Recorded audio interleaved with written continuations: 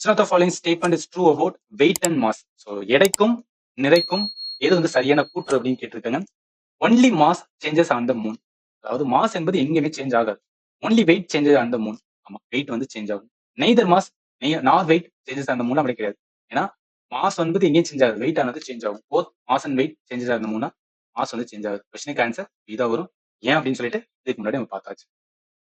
Just சொன்னாதான் இது வந்து கொடுத்துருக்கேன். What is SI unit of universal gravitational concept constant? So இது என்ன ஈர்ப்பு மாறிலி ஜி இருக்கு பாத்தீங்களா, அதோட எஸ்ஐ அலகு என்னன்னு கேட்டிருக்காங்க.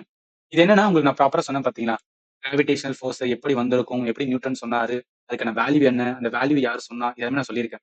அதுல அப்படியே என்ன பண்ணணும்னா நீங்க வந்து எஸ்ஐ யூனிட் வந்து அப்ளை பண்ணணும். அதாவது நம்ம ஃபோர்ஸுக்கான எஸ்ஐ யூனிட் நியூட்டன் சொல்லுவோம், நியூட்டன் போட்டாச்சு.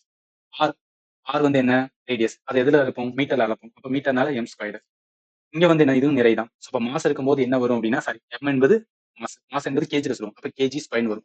அப்ப newton metre square by kg square தான் என்ன அப்படின்னா கிராவிடேஷனல் ஃபோர்ஸுக்கான எஸ்ஐ யூனிட்டா வரும். அப்ப newton metre square by kg square. Option டில இருக்கு. எல்லாமே நான் உங்களுக்கு ப்ராப்பரா எடுத்திருக்கேன். அதனால தயவு செய்து என்ன பண்ணுங்கன்னா ஃபண்டமெண்டல் வந்து ரிவைஸ் பண்ணுங்க.